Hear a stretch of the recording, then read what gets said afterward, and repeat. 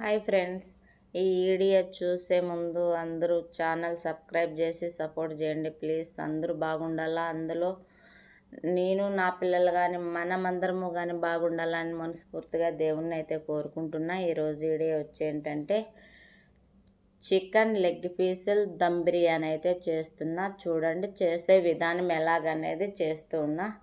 First అయితే ఉల్లిపాయలు అయితే వేసేసాను, తర్వాత వచ్చేసి దాల్చిన చెక్క బిర్యానీకి వేసాను, తర్వాత వచ్చేసి టమాటాలు అయితే వేసాను. చూడండి అవన్నీ మెత్తగా ఫ్రై చేసుకున్న తర్వాత మన చికెన్ వంట చేసేలా. ఎందుకంటే నేను ఈ వీడియో అయితే కొంచెం లేట్గా పెడుతున్నా. మా కోయటావిడికి అయితే హెల్త్ బాగలేదు, ఆ బిజీ మీద అక్కడ ఉండిపోయినాను. హై ఫ్రై అయిపోయిన తర్వాత అల్లం పేస్ట్ అయితే వేసుకోవాలండి. చూడండి అలాగే అల్లం పేస్ట్ అయితే వేసేసుకున్నాను, అవి కానీ ఫ్రై చేసేసుకున్నాను. ఎందుకంటే అల్లం పేస్ట్ ఫస్ట్ అల్లం పేస్ట్ నూనెలో వేసుకుంటేనే బాగుంటుంది టేస్ట్ అనమాట. తర్వాత వచ్చేసి పసుపు అయితే ఒక సరిపోయేంత పసుపు అయితే వేసేసుకున్నాను. పసుపు మళ్ళీ సరిపోయేంత పసుపు వేసేసుకున్నా. గరం మసాలా సరిపోయేంత వేసేసుకున్నా.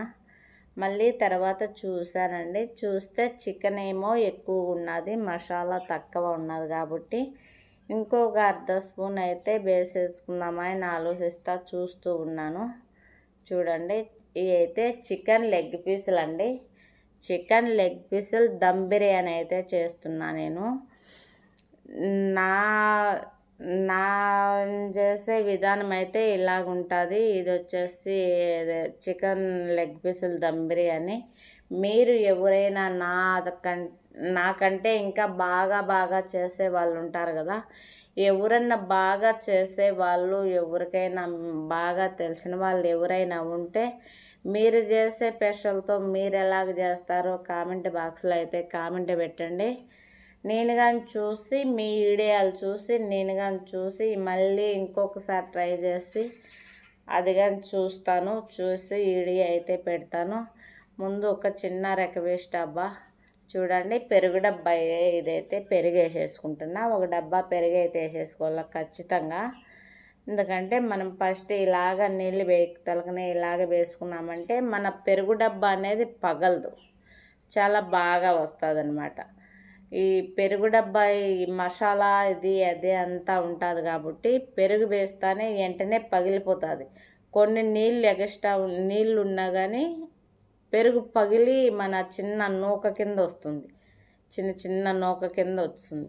అది టేస్ట్ బాగుండదు. ఎప్పటికైనా కానీ చికెన్లో నీళ్ళు ఇమరాల, నూనె తేలాల, ఆయిల్ అనేది తేలాల.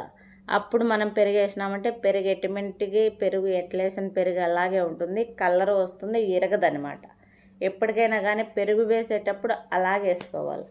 చూడండి పెరుగు కానీ అంతా ఇమిరిపేసి నూనె ఎలాగ తేలుతుందో చూడండి, ఎలాగ ఉడుకుతుందో అలాగ తేలాలన్నమాట. అది నా స్టైలు, నేను చేసే విధానం అలాగ చేస్తా. చాలా విధాలుగా చేస్తారు కదా, తెలిసిన వాళ్ళు ఎవరైనా కామెంట్ బాక్స్లో కామెంట్ పెట్టండి. అలా కాదు చేసేది ఇలాగనే, ఖచ్చితంగా నేను కానీ మీ స్టైల్లో నేను కానీ నేర్చుకుంటానండి ప్లీజ్.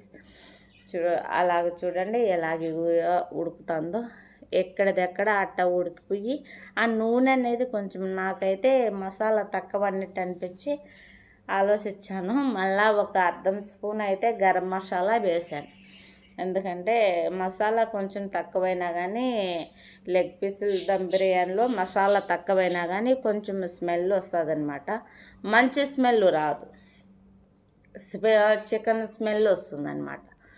లేదు బిర్యానీ చేస్తే మన తరపున ఒక 4-5 ఇండ్లు తగలాల స్మెల్, అలాగుంటే బిర్యానీ సూపర్గా ఉంటుంది.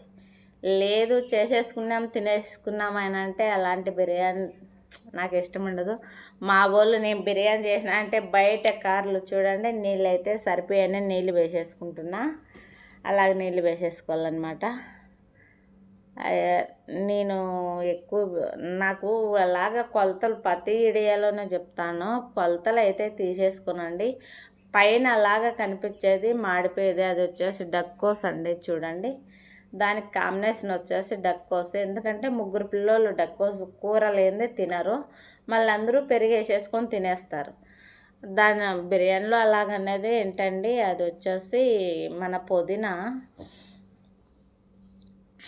చూడండి. ఎందుకంటే మళ్ళీ ఆ నీళ్ళు వచ్చేసి నేను వచ్చేసి మన మాటలలో ఏమంటారంటే వడగుట్టుకుంటామన్నమాట నీళ్ళు. ఎందుకంటే ఆ కరేపాకు, ఆ పుదీనా, కొత్తిమీర, అదంతా బిర్యానీ ఆకు, దాల్చిన చెక్క అవన్నీ ఉంటాయి కాబట్టి అవన్నీ తీసేస్తానమాట. నేను ఏ బిర్యానీ చేస్తే దమ్ బిర్యానీలు అయితే ఖచ్చితంగా తీసేయాలన్నమాట. తీసేస్తే మనకు చేసేటప్పుడు రైస్ అయితే చాలా నీట్గా వస్తుంది, చూసేదానికి బాగుంటుంది, టేస్ట్ బాగుంటుంది, చెత్తగా ఉండకన్నా బాగా ఉంటుంది. ఎట్లా మనం బియ్యం ఎత్తేసినామో అలాగే వస్తుంది అన్నంగాని, అలాగానే రెడీ అవుతుంది అన్నంగాని, అలాగే ఉంటుంది.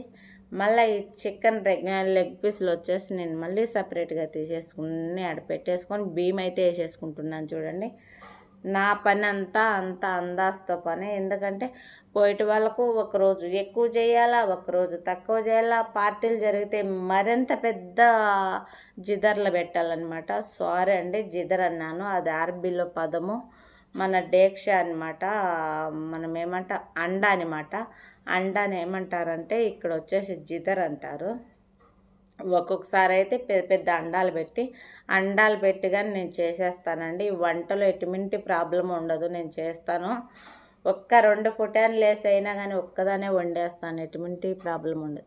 అన్నం అయితే ఎలాగ రెడీ అయిందో చూడండి, ఏ కలర్లో ఉండదు. ఎందుకంటే చికెన్ 2 కలర్లు కాల్చానండి, ఫ్రై చేశాను. ఎందుకంటే ఒక పిల్లోడు వచ్చేసి బాగా కొంచెం నల్లగా అయిందాక తింటాడు, ఒక పిల్లోడు